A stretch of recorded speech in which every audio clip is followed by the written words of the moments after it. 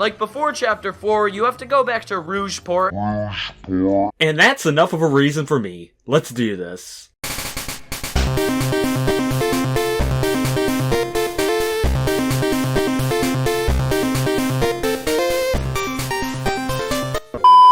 I think this video and creator requires some context. This is Haedox, a former YouTuber who made content about video games around the mid to late 2010s, primarily Nintendo and other games adjacent to them. His videos were okay for the average, and he was fairly harmless. However, he was generally known for his outspoken and sometimes controversial opinions, even if they went against the grain. We're talking about one of those videos today, particularly his video about why the 1,000-Year Door isn't as perfect as you think. Yeah, the opinion aside, I think the general dickery in the title was enough to turn people off. Now before I go on, I want to make a few disclaimers because I am aware there is some baggage regarding this video, Haedox himself, and this certain fan base, so I want to clear all my bases before we start. 1. Yes, I am aware that this video is from 2016 and Haedox openly disowned it. I usually hate covering old videos, but I wanted to make this one exception because I thought it would be fun, and it's a video that's been in the back of my mind for a while, because we all know it's completely normal to think and obsess about something that happened 8 years ago, right?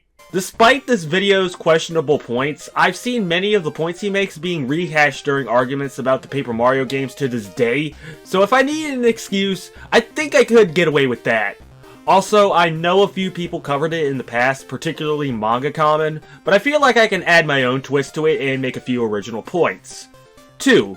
I know Haedox retired from video game content and has disowned his past videos. Also, I swear his recent video about starting a monastic lifestyle as a monk was a complete coincidence, and I've been planning this for a while.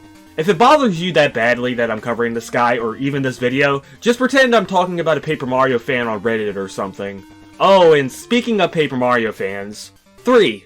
I won't deny, I have been pretty stern and open about my opinions regarding Paper Mario and the direction the series has taken, and I've claimed the 1,000-Year Door is one of my favorite games more than once. But I will do my best to remain neutral and will even acknowledge when he makes a valid or decent argument. Also to reiterate, this video came out in 2016, so the remake that came out last year will not be mentioned in this video because it does not negate any of Haedox's points. Okay, I don't want to hear any bitching now. With all that said, let's hear why the 1,000-Year Door isn't as perfect as I apparently thought it was. However, my distaste of a particular franchise going in the direction I don't like it going in usually stops at simply acknowledging that it's not what I want and moving on. Others seem to take it a step further and glorify the predecessors as if they are some sacred entities that are without fault. Here, take a swab of superglue to your hands every time I say color splash, and every time I do, try to comment something. Anything. Your comment could be anything at all. Maybe why the 1,000-Year Door is the epitome of Paper Mario and how it did wonders for the franchise. Join the other thousands of comments I see and say it. Ready? Comment with me now. The 1,000-Year Door is perfect! It's bad enough that he's already exacerbating what's likely already a small minority of people who like the 1,000-Year Door. But the comment section he shows doesn't show a single person calling the game perfect or saying that it's the magnum opus of the Paper Mario series. Honestly, for the most part, they just look like the typical safe, I respect your opinion comments. And there seems to be one TTYD fans are figuratively Hitler comment, but that's still not proof of anything. Not to mention, while the 1,000-Year Door is a damn good game, I'm not trying to say it's not, it certainly is not without its flaws. I'll say that once more, I really enjoyed the 1,000-Year Door. Even though it's not my favorite Paper Mario, it deserves to be called great and looked upon as a great Paper Mario title. Should it be the standard for the entire series? I tend to disagree on that front. Making the same game over and over and over and over would get bland after a while. I mean, if the games felt virtually the same to the point of stagnation, like the one you're showing here, then yeah, you may have a point. And I'll be honest, I hate this argument with a passion because for some reason, out of all the points people make to justify the changes in Paper Mario, This is a frequent one I've seen, and it's always felt like an intellectually dishonest point that misses why people would be averse to the changes in Paper Mario.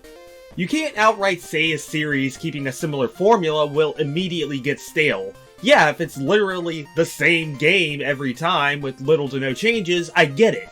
But if a series can keep itself fresh by adding new mechanics or story elements without ruining the already established formula, I don't get what the issue is. Which is why I appreciate Paper Mario's efforts to experiment with the series and try new things. Sticker Star ultimately failed in trying something new, but I don't think Color Splash or Super Paper Mario did. See, those two games, which are arguably decent or fantastic, prove that Paper Mario can do something new and different from the Thousand Year Door while still having the quality to boot. I firmly believe that Sticker Star was the exception, misguided by some development choices that I'll get into in an upcoming video, and created this weird superiority complex that has shaped Thousand Year Door's legacy. And it's this idea that the Thousand Year Door is beyond criticism that irks me. I might as well nip this elephant in the bud right now. Something I noticed during these Paper Mario arguments is how people complain that fans treat the Thousand Year Door as a sacred cow, or how they act like it's beyond criticism. And I'll be honest, I've seen more people complain about these supposed TTYD elitists than actual TTYD elitists. I'm not saying these people don't exist, and I'm not saying that people don't go too far expressing their opinions, but I feel like it's extremely exaggerated how many people actually believe this. There's a huge difference between, personally, I think the Thousand Year Door is the best Paper Mario game because of the characters, story, and world building, and I think the series would be better if it put emphasis on those aspects again. And Thousand Year Door good, new games bad, you're a dumb poopy head if you think new games are better. I'm going to find where you live and take a dump in your great-grandfather's ashes. It doesn't help that, as I already pointed out, his only example pretty much exclusively shows all fairly respectful comments instead of the fanatical and batshit insane ones that he's insisting are real and extremely common. One of the most glaring issues this game has is the backtracking, which is only exacerbated by a bare bones fast travel system. Like before Chapter 4, you have to go back to Rougeport, talk to a non-essential NPC, and then go back to Twilight Town. These bits where you have to return to Rougeport always bothered me. They were always more annoyances than chances for competent character and plot development. Chances for competent character and plot development? I'd argue that happens fairly frequently in Rogueport. You meet your first partner and the main villains when first stepping into Rogueport. You meet the professor that helps you throughout your journey. Literally one of your partners that lives in Rogueport has a whole ass character arc before his chapter even starts, and it's often regarded as one of the most emotional moments in the game. And finally, there's the storyteller on the rooftops, and if you actually bothered to listen to his stories, you'd notice how many of the plot elements from the individual chapters actually make sense and fit well into the overarching plot of the game. If they overdid the development of the plot here, it would likely just lead to pointless expository dumps, and you'd probably just bitch about the pacing or something. Now, he does go on to give an example on how to supposedly improve the development. What would have been better is if something important actually happened in Rougeport, or maybe the town changes as Mario's adventure progresses. Perhaps the collection of stars is somehow improving the town. It would have been really neat, since you go there so often, to see it physically change, more so than it already does. But even then, I don't feel like this falls into competent plot development because 1, the fact that he uses the word somehow in his description shows that even he doesn't know how this would work, and 2, if you actually play the game and know what purpose the crystal stars actually serve in the grand scheme, the stars magically healing the town wouldn't make sense. Plus, Rougeport isn't that great of a hub area. Putting aside the spectacular music, especially that intro, it always seemed to be the location of filler only. Like those times when the story requires you to go to Rougeport for some information on where to go next, which makes Rouge the Bat a less exciting part of the game as a result. There are shops, minigames, and the lottery here, not to mention the interesting atmosphere, but the tedious visits to do some simple errands are dumb. Dude, the point of the town is to act as a familiar hub that, for the most part, you go back to after you complete a chapter in order to further the story, and that's it. The way you explain it makes it sound like the game forces you to a screeching halt repeatedly in order to make you go back to Rogueport for no reason, which is not the case. It's fine if you have issues with how it's implemented, but you need to explain it a bit better because this explanation is piss poor. And before anyone mentions it, yes, I know there's that infamous backtracking session that forces you to go back to Rogueport several times, but it's still only one section, and I will talk about it when we get to it. Also, he only seems to focus on the town itself and not the entire hub, such as the ruins below the town, or the actual Thousand-Year Door, which by the way is a major plot point in the game, so it would make sense as to why you would have to return here frequently. I mean, I didn't even bother to tour the buildings unless I was required by the story to, because I always had what I needed by exploring and shopping in the areas where the current chapter was taking place. Well, good for fucking you, but not everyone is you. If the game is going to have a hub area, it would make sense that there is at least a shop so inexperienced or young players have an opportunity to prepare before going into a new chapter they might not be familiar with. Also, an RPG with a focus on exploration and world building has non-essential buildings to make the game world actually feel like a lived-in world. Yeah, definitely an unheard of concept. What were the developers smoking doing shit like that? Hell, Paper Mario 64 and Super Paper Mario have all of these concepts you mentioned. The hub area you have to revisit during intermissions, the non-essential buildings that you claim not to visit, and the supposed filler that you have to do to go on to the next chapter. Do they supposedly do it better? How come the Thousand-Year Door gets shit on for this concept, but those two games get no mention at all? Yes, when I was younger, I did the Pit of 100 trials and all I got was a fucking healing item. Wait a minute, that doesn't sound right. Let me check something. Give me 1 second. Okay, return postage on floor 100. Alright. If an enemy directly attacks Mario, they take half the damage they dealt to him. That doesn't sound like a healing item. So we're going from vague descriptions that make things in the game sound worse than they actually are, to shit that's straight up not true.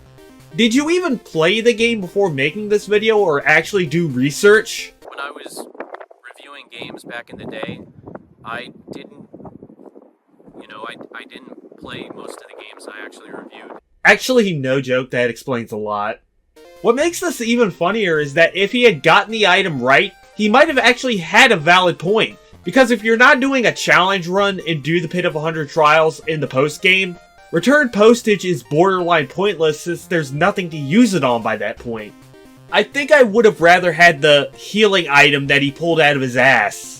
Adding to this idea of filler content is that a lot of the missions in the Thousand-Year Door feel simply like errands, monotonous chores. Some of the chapters felt like they were just going through the motions until you ended that particular chapter. Of course, Chapter 4 is the most infamous blunder of them all. It requires you to fix Twilight Town's curse of being turned into pigs, and in order to do so, you have to make your way through the creepy steeple and confront Dupless, who has been impersonating Mario. What makes this chapter a slog to play is the abundance of pointless backtracking and cryptic puzzles. Okay, I don't know if this is actually his footage because he also has said that he used other people's footage in his videos. And I used other people's footage without their consent and I lied about it. But this is annoying me. For the love of my left knee, use Flurry's Mist.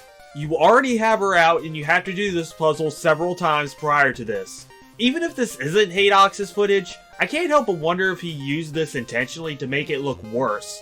He's already lied and left certain parts vague to make them sound more egregious than they actually are, so I'm sorry, I can't help but wonder. At one point, you have to hide with Vivian by a bunch of birds. There's very little and vague indication that this is what you're supposed to do. Oh yeah, this part. The part that is easy to refute by just showing the scene and moving on. Yeah, I guess he uses other people's footage, but didn't actually check to see if any of it negates his points. So did he even play this game? I didn't play most of the games I actually reviewed. Of course. Also, since we're talking about Vivian, I know I don't use fictional characters as avatars anymore, so I can't use Vivian in this video, but it's okay. She's in this video in spirit for old time's sake. The actual fuck am I rambling about?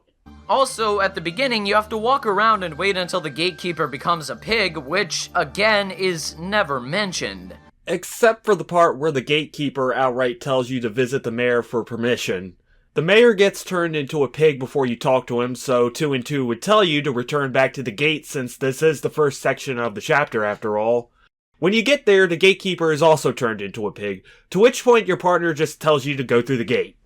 This segment already holds your hand as tight as it can and you're complaining it doesn't hold it tight enough? Not only that, but fighting the enemies in Mist is very, very annoying. Use Bobbery. His basic attack can blow away mist and he has high health and deals fairly good damage, so you don't have to worry too much about being at a disadvantage in the mist. Also, keep this point in the back of your mind because him not knowing how to use the partners to his advantage will bite him in the ass later on. General White's side quest is another mission I despise due to the dull backtracking you had to do. Talking to NPCs around the world just to find this one bomb seemed like lazy padding in my opinion. I agree that the General White quest could have been implemented better, but I think calling it lazy padding is a bit extreme. The point of the quest is for you to see the areas that you visited previously during the penultimate chapter, and for a final bit of comic relief before the game's tone begins to get more serious. I'm not justifying how it was done, it's a valid argument that it could have been executed better, but there is a reason why it's there. He goes on to talk about how excessive backtracking can ruin the pacing in RPGs and how it's one of the weaker elements in TTYD, and talks about how he likes the Peach and Tech intermissions, which I think are both fair points, so moving on. Numerous fans often cite the partners in the Thousand Year Door as being one of the best and classic parts of the Paper Mario formula, something Sticker Star, Color Splash, and Super Paper Mario did away with. Sure, these characters are filled with, well, character as opposed to the pixels and toads in the later games. However, what all but 2 are not filled with is usefulness. The only 2 partners I used for the majority of the Thousand Year Door were Yoshi and Vivian. I'd use Yoshi to travel across the overworld faster and Vivian in combat due to her powerful burning attacks and ability to make the team disappear from attacks. Unless the overworld required it with some certain field command, I'd never switch from Yoshi. And unless I didn't have Vivian or needed some aspect of another character like identifying enemies with Goombella for the sake of completion, I'd never switch from Vivian. As far as attacking goes, Goombella can't do much, Koops can't attack flying enemies, which limits his performance in combat, Flurry is close to being useless, Yoshi is really only good on the field, Miss Mouse doesn't serve much of a purpose, and Admiral Bobbery is simply okay. Anything those partners can do, Vivian can do better in almost all situations, like with spikes, flames, defense, or flying statuses. The fact that this much inequality exists in the partner system is a problem, because it'd be cool to use all these partners in battles without feeling as if they'd only need to be used in gimmicky situations. Of course, I could have used other partners, but what's the point when Vivian does the job so well? And no, I don't mean the game should take away Vivian like it does in Chapter 4 when you can't use any of your partners. What a terrible chapter. And here it is. Here is an entire segment showing Haedox not taking any initiative to learn the partner system of the game, or how each partner could have benefits in certain situations. Yes, Vivian's attacks have a lingering burn effect and she has good range, but certain enemies such as Clefs and Buzzy Beetles are straight up immune to her fire-based attacks and require you to potentially use a different partner. If I can give a few advantages that other partners have that Vivian doesn't, Goombella's multi-bonk allows you to attack an enemy infinitely so long as you time the action commands correctly and can learn Rally Wink, which allows Mario to use a second turn. Personally, my favorite way to kill Mazy Daisies when I'm farming star points. Koops, while he can only attack ground enemies, has an extra point of defense that makes up for his lower health and can use Shell Shield to help protect Mario. Flurry, yeah, I get it. But she can use Gale Force to blow enemies out of battle, and her Dodgy Fog gives Mario the dodgy status so that enemy attacks sometimes miss for 3 turns. Yoshi's Gulp attack not only negates defense, but is extremely versatile since it works on nearly all ground enemies, which is especially helpful if they're spiky enemies. As I mentioned earlier, Bobbery's attacks can blow away mist, and he can have a base 40 HP at Ultra rank, and his Bombast, while it takes 9 FP, can deal 8 damage to all enemies if needed, making it one of the partner's overall strongest attacks when it comes to dealing damage. Miss Mouse's basic attack Love Slap not only ignores enemies' defense, but also doesn't require FP, and she has the ability to steal enemies' items using Kiss Thief, and this is all without upgrading her. And there's likely more that I'm missing. It's not the game's fault that you want to default to one partner instead of trying to use what it gives you to your advantage. You know you love something when you're able to pick it apart piece by piece while still acknowledging that you enjoy it, like Garfield Kart. I just wish people would stop glorifying this game as if it's the golden standard of Paper Mario games. Want to hear something even more crazy? The Thousand Year Door wasn't even the first Paper Mario game. What? No!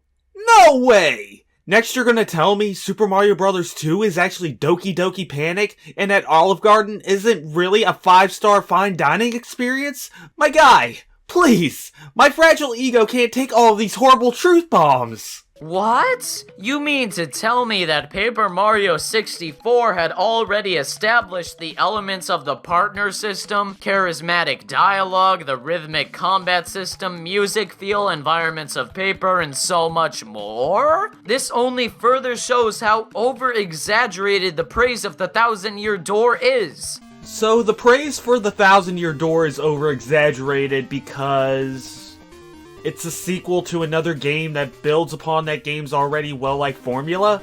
Am I hearing this right? I don't know, maybe, just maybe, it's not all over-exaggerated and it just did a good job expanding said formula in a way that resonated with people? Also, believe it or not, most Thousand-Year Door fans like Paper Mario 64 too. What did you see that's making you make these weird-ass claims and accusations? The Thousand-Year Door is a sequel to Paper Mario 64, and a wonderful one at that. That being said, however, this installment did not reinvent the genre, and it didn't innovate or stray away from how Paper Mario 64 was structured. First, I have never seen anyone claim that this game reinvented the RPG genre, or whatever you're trying to say. I hate that I keep harping back on this, but if you're going to make asinine claims like this, something to back you up helps, because all this does is paint an entire group of people in a bad light either because of a few bad apples or someone that doesn't even exist. Second, it didn't innovate from Paper Mario 64? Yeah, you're totally right. It definitely didn't expand the partner system to give partners their own health to make them more convenient in battle, add the audience, stage hazards, and bingo roulette to keep the battle system fresh and more interactive and unpredictable, give you the ability to perform a super guard by pressing B at the right time before an enemy attacks you to incentivize players to practice their timing, or expand the story and lore to give a bit more depth beyond Bowser kidnapped Peach again, but we're expanding it into an 8-chapter game. It doesn't matter if you didn't care for these changes or feel they're not as good as everyone else thinks they are, you're still straight up wrong on this point because in layman's terms, the game did build upon the foundation of Paper Mario 64. You know, that thing I mentioned video game sequels tend to do so the gameplay and formula remain fresh while still giving players what they loved about the previous title. There's not really much left after this. He just meanders and repeats the same points he's made the whole video for the next near 2 minutes. However, I do want to briefly take the piss out of something he says near the end. Fuck that. Being more open-minded is a much better time. Oh wait, if I was like that, how would I garner clicks and attention for jumping on a knee-jerk bandwagon of hating anything new? How would I get my YouTube coin? I don't know, guy who made an inflammatory video about a beloved game knowing people would click on it. You tell me! Okay, now I'm done. Let's just go to the final thoughts. I really don't know what else I can say. I feel like Haedox went into this video without understanding why people feel so strongly about the Thousand-Year Door. He ignores certain elements in the story, characters, and gameplay that resonated on people that many felt started to disappear as the series continued. Instead, he chooses to paint all of these people as unhinged crybabies because of what is likely a few bad apples. Then at other points he shows his lack of understanding in the mechanics of the game and blames the game for it, and at points straight up gets information wrong, intentionally or not, and leaves it in the video. Surprisingly, people don't like being talked down to by someone who isn't even going to take the time to learn about the very thing they're talking about, and exaggerate supposed problems to make them worse than they are. And this is coming from a literal straw man, so you know it's bad. So, that's all I have. Again, I want to reiterate, I have no ill will towards Haedox. I understand he distanced himself from this video, and I simply wanted to do this video for fun, not to bring something back up that I hope he has moved on from. I know his recent video and decisions did stir up some controversy, and I do hope all of said decisions were made on his own volition, but I also hope nothing but the best for him, and I hope he can find happiness down the road. With that, I'm ending it here. Thank you all for watching, and I will catch you wherever this road decides to take me. Peace out.